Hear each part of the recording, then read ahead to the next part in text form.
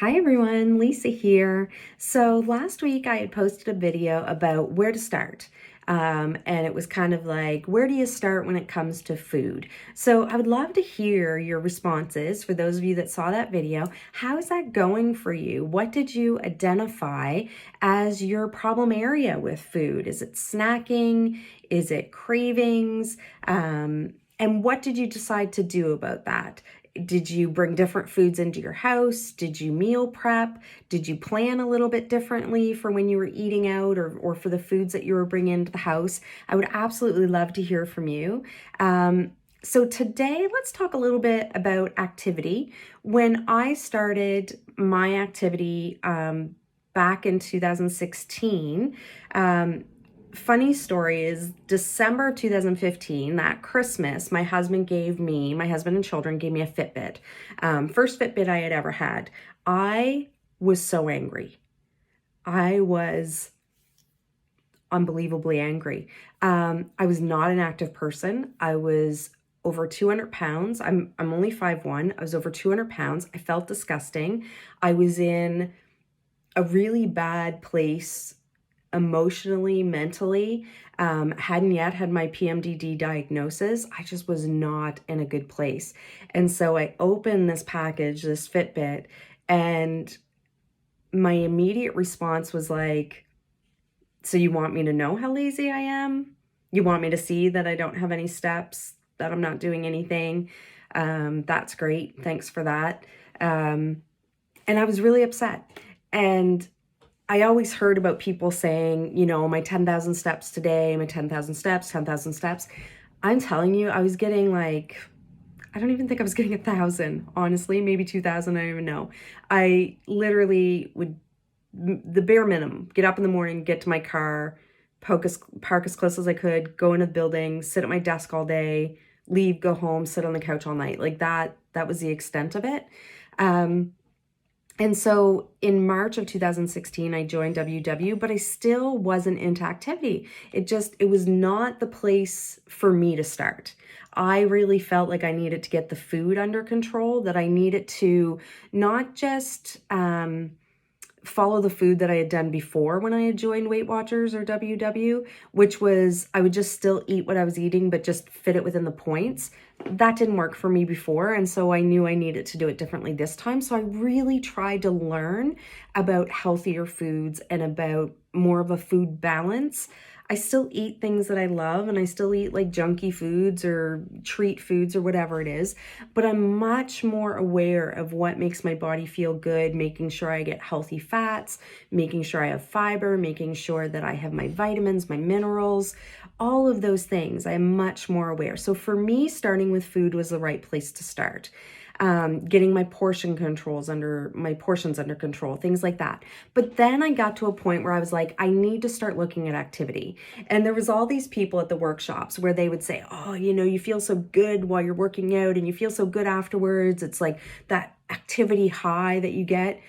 And I could honestly say, I don't think I had ever experienced that. I don't even know if I still have ever experienced that. I don't love activity. I feel accomplished when I'm done. I've since found out that I enjoy swimming, which I love it while I'm doing it and I enjoy it while I'm doing it, but I don't think I ever get like that activity high that a lot of people talk about. So anyway, with me, it really started slow. And the way that I started was just being consciously aware of moving. So that's what my activity was. It was being consciously aware that I was moving when I wouldn't normally have moved. So I started parking further away in the parking lot so that consciously I knew I was walking further to get into the building and walking further to get back to my car. So that was one thing that I did. The other thing that I did is on the floor that I work in at work, there's a washroom just down the hall. But I would purposely leave my office, go up the stairs, go across the building, come down the other stairs, and then walk back around to get to the bathroom. It didn't take long.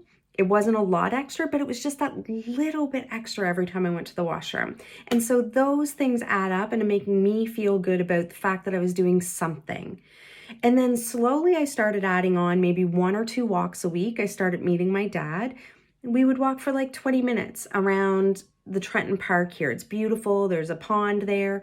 We would just walk around with the dog. And I felt good about that, more so because I was with my dad, and I absolutely love spending time with my dad. He's my favorite person. He warms my heart. And so I just started doing that. From there, I decided that I would try the swimming. So a couple times a week, maybe once or twice a week, I would get into the pool and I would do some lane swims. Over time, I kind of built that up a little bit more. Really enjoyed that.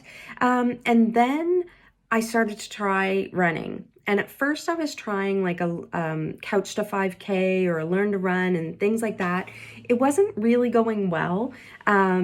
I was trying, but it wasn't great. So then a few years ago, a friend of mine from WW, for my birthday that year, she paid for me to join the Johnny Miles 5-kilometer run. Never in a million years would I have ever signed up for a run. So outside my comfort zone, but I love that she did that for me because it was really a push for me. But then she also got me in contact with her run coach. And some people who run are just natural runners. You know, I know people who don't run for a year and they can get up off their couch and run 5K, no problem. I'm not that person. I am not that person. And growing up having asthma in a time where my mom was like, oh, you can't play sports, you have asthma, and she can't do that, she has asthma, she can't do this, she has asthma. I really didn't think that I was capable of doing these things. And so then I met my run coach, went through a learn to run, talked about technique, talked about form, talked about preventing injury, doing drills, starting slow, things like that. And so that year that Father's Day, I think it was 2019, I ran my first Johnny Miles 5K. Was my last one too, but because the COVID, they haven't had them since. But I was so proud of myself, and that kind of started my running. Again, I don't absolutely love it, but I do enjoy the way it makes me feel, and I know that it's good for cardiovascular, things like that.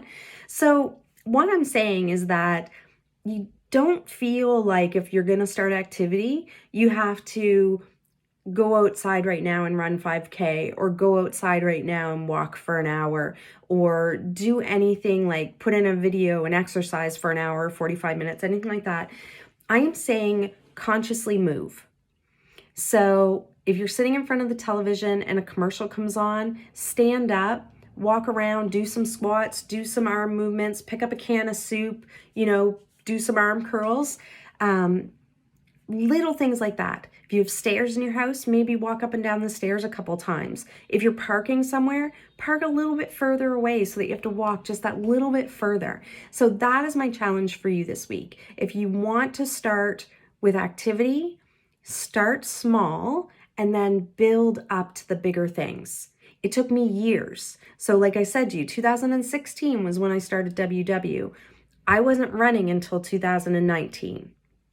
It was 3 years. And so in that 3 years, I took myself from absolutely no activity at all to doing a little bit more with my conscious movement, to doing a little bit more by purposely exercising with people, or doing a little bit more of I'm going for a walk, or I'm going for a swim, or I'm going for a run, and then building up to more consistent, longer activity.